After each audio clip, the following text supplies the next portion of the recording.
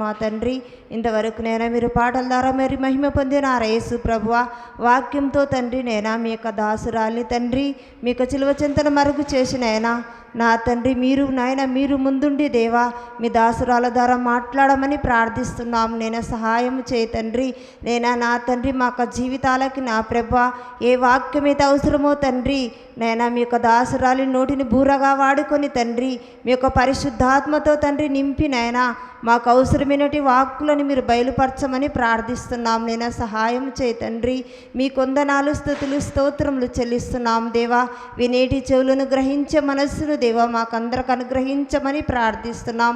ఇక్కడ చేరిన ప్రతి బిడ్డనైనా పేరు పేరును వరుసన దీవించండి, ఆశీర్వదించండి. ఇంకా రాలేక వెనుకపరడి బిడ్డలు మరి ఒకసారి మీ యొక్క మందిరానికి నడిపించమని ప్రార్థిస్తూ ముందున్న కాలస్యం మీ యొక్క మహిమగల చేతులకు అప్పచెప్తూ మా మటుకు మేము తగ్గించుకొని తండ్రి మీ నామంను హెచ్చిస్తూ నజరేయుడైన యేసుక్రీస్తు నామంలో ప్రార్థిస్తున్నాను మా తండ్రి, ఆమేన్. ప్రభు నామమున మీ అందరికీ వందనాలు.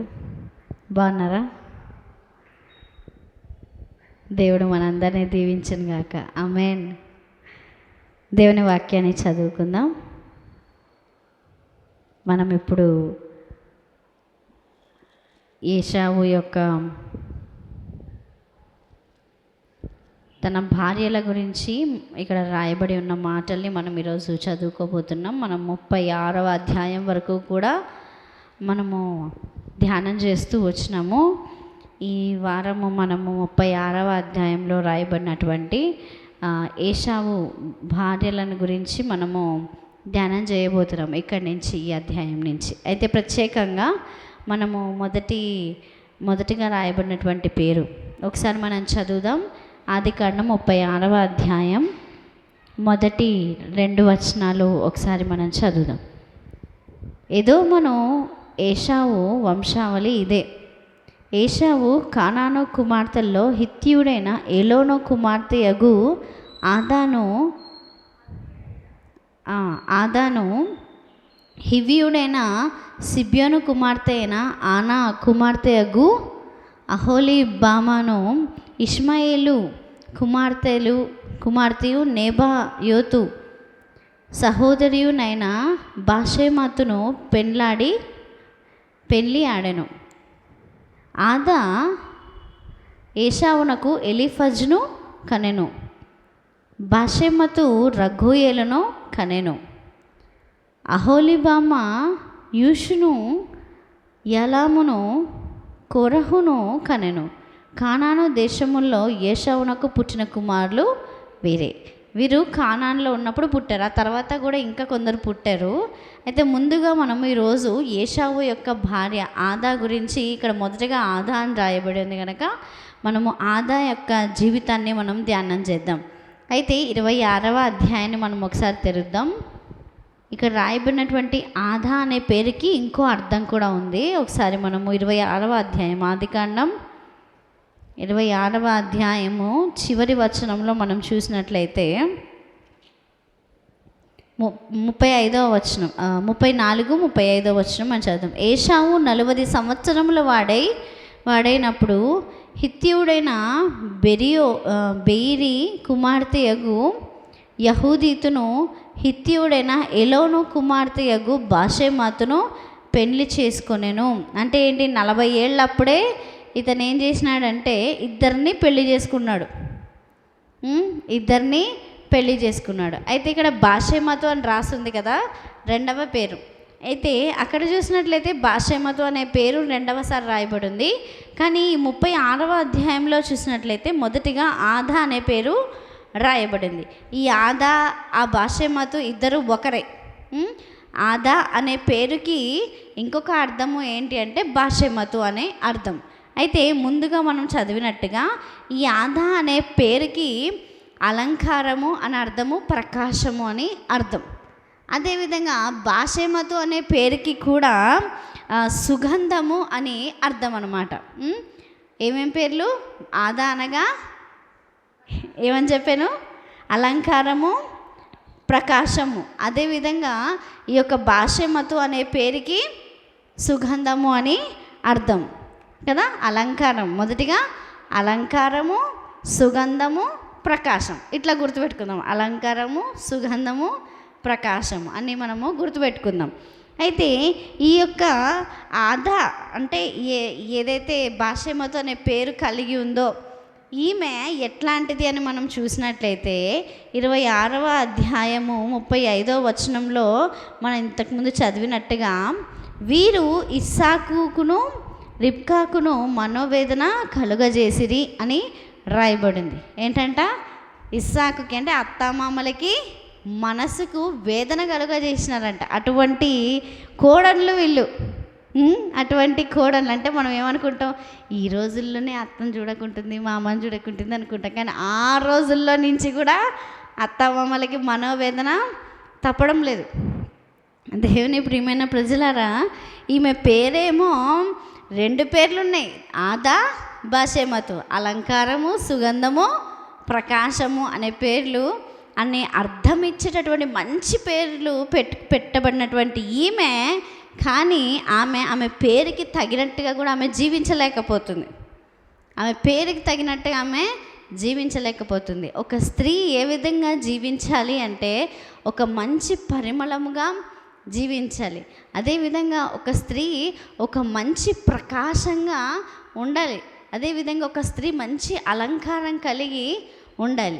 ఈ యొక్క విషయాలని మనం దేవుని వాక్యంలో ధ్యానం చేద్దాం. అసలు అలంకారం అంటే ఏంటి, దేవుడు అలంకారాన్ని దేంతో పోల్చాడు అని మనం ఒకసారి దేవుని వాక్యంలో చూసినట్లయితే అపోస్తుల కార్యముల గ్రంథంలో 7వ అధ్యాయంలో ఒక మాట రాసింది, మనం చదువుదాం. అపోస్తుల కార్యములు 7వ అధ్యాయం 14వ వచనం, 10వ వచనం. 7వ అధ్యాయం 10వ వచనాన్ని మనం ఒకసారి చదువుదాం. దయను జ్ఞానమును ఐగుప్తు రాజైన ఫరో ఎదుట అతనికి అనుగ్రహించినందున ఫరో ఐగుప్తునకు తన ఇంటి అంతటికి అతనిని అధిపతిగా నియమించాను. పెళ్ళైన కొత్తలో ఏమంటారు, ఏం పని చేయనియరు, రాను పనులు చేపిస్తారు, కానీ అధికారం మాత్రం చేతికి ఇయ్యరు. ఎందుకు ఇయ్యరు అధికారం మాత్రం చేతికి? నేను మాట చెప్తాను ఎందుకు ఇయ్యరు అధికారం చేతికి అంటే, కుటుంబంలోని వాళ్ళు గమనిస్తున్నారు ఏంటి అంటే, ఈ అమ్మాయికి తెలివి ఉందా లేదా, అదే జ్ఞానం ఉందా లేదా. ఇప్పుడు అధికారం చేతికి ఇచ్చామనుకోండి, ఆమె జ్ఞానం కలిగిన స్త్రీయా కాదా అనేది కుటుంబంలోని వాళ్ళు మనల్ని గమనిస్తారు.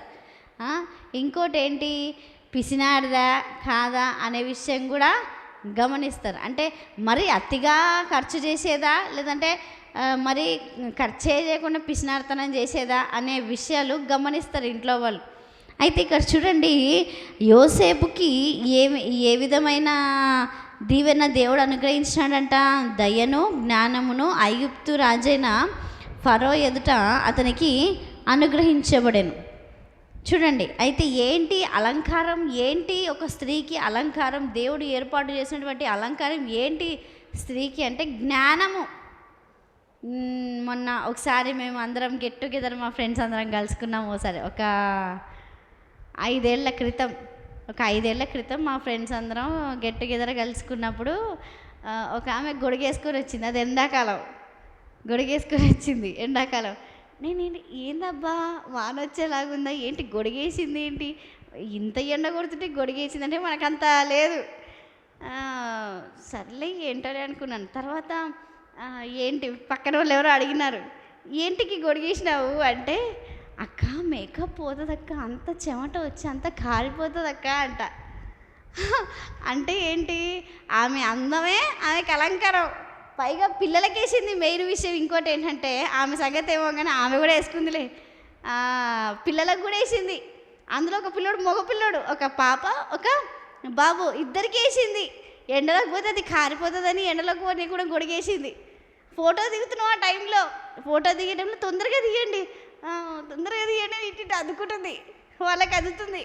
దేవుని ప్రియమైన ప్రజలారా, ఒక స్త్రీకి అందం ఏంటి అంటే జ్ఞానము, దయ.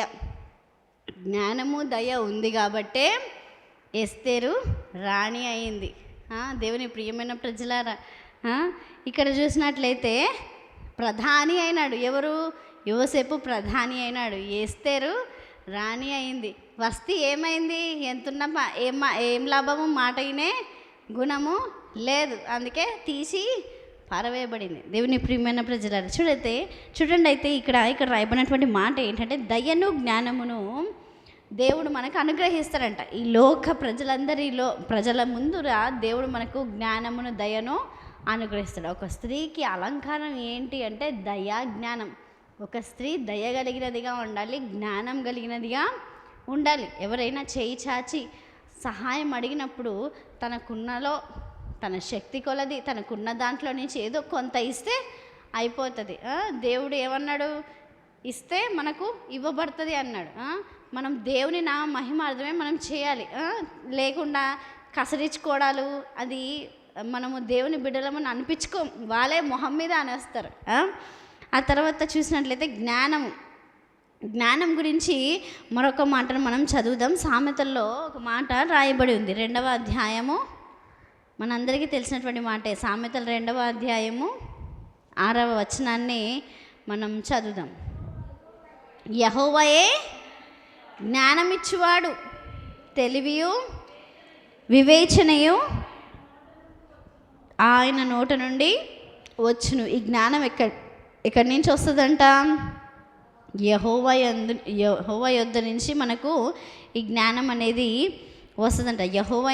చూడండి ఏమని రాసింది? యెహోవాయే జ్ఞానం ఇచ్చేవాడు, తెలివియు వివేచనయు ఆయన నోట నుండి వచ్చును. స్పష్టంగా రాసింది కదా, తెలివియు జ్ఞానము వివేచనయు ఆయన నోట నుండి వచ్చును. మనం ఆయన పిల్లలం అని చెప్పబడుతూ ఉన్నాం కదా. మరి మన నోట నుంచి ఏమొస్తుంది? తెలివి వస్తుందా? వివేచన వస్తుందా? ఏమొస్తుంది? దేవుని నోట నుంచి తెలివి వివేచన వస్తుందంట. దేవుని ప్రియమైన ప్రజలారా, మన ద్వారా ఒకరు జ్ఞానం పొందుకునే వాళ్ళుగా ఉండాలి. యెహోవాయే జ్ఞానం ఇచ్చేవాడు, మనం కూడా ఇతరులకు జ్ఞానం ఇచ్చేవాళ్ళుగా ఉండాలి. అంతేగాని దాచుకోకూడదు. ఎంతకాలం దాచుకుంటే దోసే పడతాం. దేవుని ప్రియమైన ప్రజలారా, కాబట్టి మనకి ఏదైతే జ్ఞానం ఉందో అది మనం ఇతరులకి ఇచ్చేవాళ్ళుగా మనము ఉండాలి. ఒక స్త్రీ ఏ విధంగా ఉండాలనే విషయాన్ని నేను చెప్తూ ఈ యొక్క మాటలు మీ అందరికీ చూపిస్తున్నాను. అదేవిధంగా ఇంకా రాయబడిన మాట, తెలివి వివేచన ఆయన నోటి నుండి వచ్చును. నేను దేవుని బిడ్డని అని మనం చెప్పుకుంటున్నాం, నేను బాప్తిజం తీసుకున్నానని మనం చెప్పుకుంటున్నాం. ప్రతి ఆదివారం మనం బలలో చేయి వేస్తున్నాం, మనం సహవాసంలో కూడుకుంటూ ఉన్నాం, దేవుడి గురించి వింటూ ఉన్నాం. అన్నీ తెలుసు, మనకు తెలవనిది ఏది లేదు బైబిల్లో. దేవుని ప్రియమైన ప్రజలు, మరి మన నోట నుంచి ఏమొస్తుంది? తెలివి వివేచన వస్తుందా? లోకమంతా మనల్ని చూస్తూ ఉంది. లోకం ముందర దేవుడు మనల్ని జ్ఞానవంతులుగా నిలబెట్టాలని చూస్తూ ఉన్నాడు. కానీ మనం ఏ విధంగా ఉన్నాం? మనల్ని మనము పరిశీలన చేసుకుందాం. మరొక మాటను కూడా మనం చదువుకుందాం. ప్రకాశము గురించి మనం చూసినట్లయితే చాలా చక్కనైన మాట. ప్రకాశం గురించి మనం చూసినట్లయితే ప్రకటనలో ఒక మాట రాస్తుంది, మనం ఒకసారి చదువుదాం. 7వ అధ్యాయం, ప్రకటన 7వ అధ్యాయం 14వ వచనాన్ని మనము చదువుదాం. అందుకు నేను, అయ్యా నీకే తెలియననగా అతడు ఈలాగు నాతో చెప్పెను, వీరు మహాశ్రమల నుండి వచ్చినవారు, గొర్రెపిల్ల రక్తంలో తమ వస్త్రములను ఉత్తుక్కొని వాటిని తెలుపు చేసుకున్నవారు. ప్రకాశం అనే మాటని మనం ధ్యానం చేస్తున్నప్పుడు ఏంటి ప్రకాశము అంటే? ఏది ప్రకాశిస్తుంది? వెలుగు ప్రకాశిస్తుంది. చీకటి ఏమైనా ప్రకాశిస్తుందా? పోనీ లైట్లు అనుకో, కరెంట్ ఉన్నంతసేపు వెలుగునిస్తే, కరెంటు పోతే పోయే. దేవుని ప్రియమైన ప్రజలారా, చూడండి, ప్రకాశము అనే మాటని మనం తీసుకున్నప్పుడు ప్రకాశం ఎక్కడి నుంచి వస్తుంది అంటే ఒక తెలుపులో నుంచి వస్తుంది, అయితే ఒక పరిశుద్ధతలో నుంచి వస్తుంది. చూడండి, ఆ ప్రకాశము అనేది మనలో ఉండాలంటే, ఒక వెలుగు అనేది మనలో ఉండాలి అంటే ఏం చెయ్యాలి అనే మాట ఇక్కడ మనకు రాయబడి ఉంది. వీరు మహాశ్రమల నుండి వచ్చినవారు. లోకంలో మనకు శ్రమలు కలుగుతాయి. కొందరు ఏం చెప్తారంటే యేసుప్రభుని నమ్ముకుంటే కష్టాలు రావు అంటారు. కాదు, పుట్టిన కానీ చచ్చే వరకు ప్రతి మనిషికి కష్టం అనేది ఉంటుంది. ప్రతి మనిషికి, చివరికి జీవికి కూడా, ప్రతి జీవికి, ప్రతి జంతువుకి కూడా కష్టం అనేది ఉంటుంది. దేవుని ప్రియమైన ప్రజలారా చూడండి, ఇక్కడ రాయబడినటువంటి మహాశ్రమల నుండి వచ్చినవారు. కాబట్టి మనకు శ్రమలు ఎదురవుతాయి. ఎప్పుడో తెలుసా? తప్పు చేసినప్పుడు వచ్చే శ్రమల గురించి కాదు నేను మాట్లాడేది. నోరు జారినప్పుడు వచ్చే శ్రమల గురించి కాదు, చేయి జారినప్పుడు వచ్చే శ్రమల గురించి కాదు నేను మాట్లాడేది. మన అజ్ఞానం వల్ల వచ్చే శ్రమల గురించి కాదు నేను మాట్లాడేది. వాక్యానుసారంగా జీవిస్తున్నప్పుడు వస్తాయి శ్రమలు. ఆ శ్రమలు అవి మామూలు శ్రమలు కావు, మహాశ్రమలు. ఏమనిపిస్తుంది అంటే